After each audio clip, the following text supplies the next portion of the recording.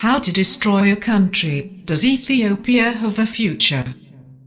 By Mark Lowcock. Here's an easy 5-point plan for the leadership of a country which has emerged from civil war and dire poverty over recent decades and now wants to destroy itself. First, pick a fight with corner of your territory run by a previously powerful minority ethnic group. Cut off their resources. Provoke them into a response. Send in the army. Invite a neighbouring army in to rape and kill civilians and destroy their crops, businesses, schools, and clinics. Persuade the victims they are about to be subject to a genocide and promote hate speech about them among the rest of the population.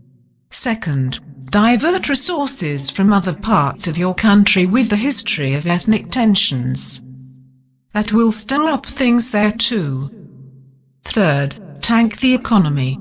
Print money, order weapons you can't afford from abroad, aggravate inflation and, especially if you are landlocked and dependent on imports, incite attacks on your supply lines.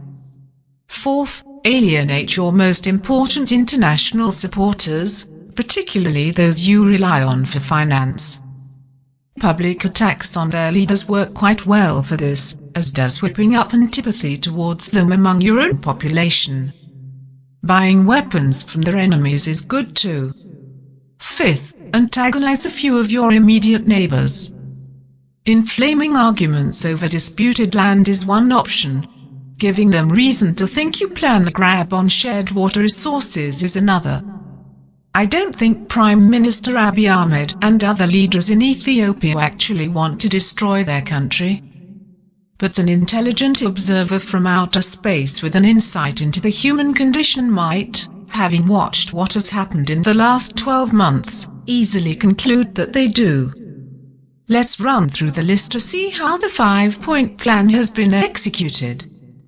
It was foolish to send Ethiopian federal troops to Tigray last November in an attempt to resolve what was essentially a political argument. It was beyond reckless to invite the Eritrean army in to help. And it was criminal to abet and incite the campaign of mass rape, killings, and destruction of property that followed. It was also counterproductive. The population of Tigray concluded they faced a genocide and reacted to defend and protect themselves accordingly. Ethnic tensions have been high across much of Ethiopia in recent years.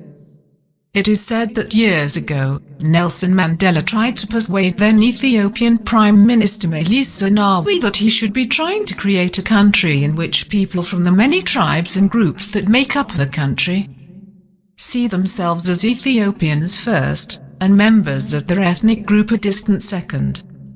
The examples of Tanzania under Nyerere and Rwanda under Kagame were cited. For whatever reason, it did not happen. This has proved Ethiopia's Achilles heel. Meles was, with difficulty, able to keep the lid on. But things crumbled after his death in 2012. In early 2018 I met people from towns along the border between the Oromia and Somali regions in southeastern Ethiopia who had just been displaced by fighting over resources and political power. In January 2019, in the south of the country, I met some of the nearly 1 million people forced to flee violence over access to land around Chdio and West Guji.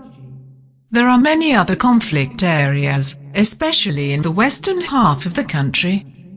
Federal forces deployed to maintain order have since been diverted to Tigray. Watching what is happening, groups elsewhere have armed their own militias ready to defend their interests. Hardliners have gained influence all over. Notwithstanding the huge economic progress Ethiopia has made over the last 30 years, which I recalled in the Washington Post nearly a year ago, the macroeconomic position has always been a juggling act between maximizing growth and avoiding overheating. Inflation, foreign exchange, and fiscal risks, already growing because of the pandemic, are now acute.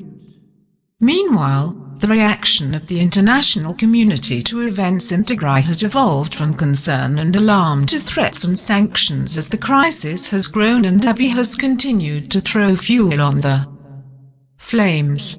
Western countries are proud of the contribution they have made to progress in Ethiopia in recent decades, especially what their development aid has helped achieve. Using the national propaganda machine to whip up popular feeling against them, as the authorities in Addis Ababa have done in recent months, is a provocation. If the calculation is that others, like China, will compensate for lost resources from Western countries and international institutions, it is quickly going to be proved wrong. The World Bank alone has been giving Ethiopia more than $1 billion a year in grants and very cheap loans in recent years, most of it financed by taxpayers in North America and Europe. No one will replace that if it dries up. Even worse, widely circulating rumors that Abiy has bought attack drones from Iran make it look like Western money is subsidizing the Iranian defense industry. And closer to home, Abiy's need for support from the Amhara population complicates the scope for de-escalating the border dispute with Sudan over Al-Fashiga, an area covering 600,000 acres of fertile land and river systems in western Ethiopia. Most of the Ethiopians living there are Amhara. Likewise, the completion and full operation of the Grand Ethiopian Renaissance Dam, one of the world's great current infrastructure projects, which I visited in 2016, is now at risk. The project, to which many Ethiopians have contributed their own money from the little they have, is a national totem. It is designed to be the largest hydroelectric power plant in Africa, and the 6th largest in the world, relieving the country's acute energy shortage. Regulating the flow of the Nile more consistently through the year, as the dam could do, would help both Sudan and Egypt.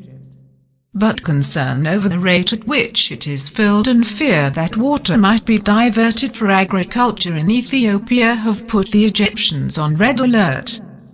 A previously unknown armed group has become active in the local area. This should all be soluble, but the febrile atmosphere has heightened tensions. All this threatens the stability of the whole country, but the immediate priority must be averting imminent catastrophe in Tigray. In June, in my last few days working for the UN, I made clear I believed there was then famine in northern Ethiopia. I said during a run of 1984, when 1 million Ethiopians died in what may have been the world's worst famine of the last 50 years and the regime responsible for it was subsequently deposed, was not fanciful. A cessation of hostilities and access for humanitarian agencies could prevent that. But time was running out. African sentiment has recently swung against Abiy. In a carefully crafted statement in late August on behalf of all the African countries on the UN Security Council, the Kenyans, who had been among those previously biting their tongues, called on him to accept offers of mediation. They urged the government to scale back ethnic attacks and remove barriers to a political dialogue. They warned of an uncontrollable spread of violence and bloodshed. They urged that Tigrayan forces, which had surprised many by their success in defending themselves, pull back too. They called for unfettered humanitarian access and a resumption of basic services to the people of Tigray. They urged the West to provide humanitarian assistance and, once a mediation effort was properly underway, offer economic support too. And, importantly, they explicitly rebuffed those in Ethiopia calling for war to be given a chance. But the penny hasn't dropped. The screws on Tigray have been turned further in recent weeks. Fresh recruits to the Ethiopian military, summoned by mass mobilization campaigns preying on their patriotism, have been deployed in human wave attacks against Tigrayan defensive lines. This has so far failed. The main result is tragic piles of corpses of young men and boys. But the Tigrayan population of 6 million face mass starvation now. Their farms, businesses, and schools were destroyed, and their access to banks, electricity, water, and health services cut off. In the early months of the crisis, the staff of the main hospital in Mekelle, the regional capital, showing signs of rise from deliberately causing a massive famine taking millions of lives. It is also clear that the second objective is less important than the first. That is the message to be taken from the threatened expulsion last week of UN humanitarian leaders from Ethiopia. Abiy would rather take the criticism for that than allow them to see what he is trying to do. The irony, well-informed experts privately say, is that Abiy's game plan cannot work.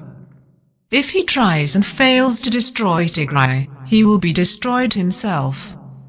If he succeeds, he will never survive the backlash that will follow. His only out is to take up the African Union's call for dialogue. But does he see that? Scenario planners in leading countries and institutions now think Ethiopia may disintegrate. They assess the consequences to be very bad. For everyone. Not just in Ethiopia, but further afield too. Is it still possible to pull back from the brink?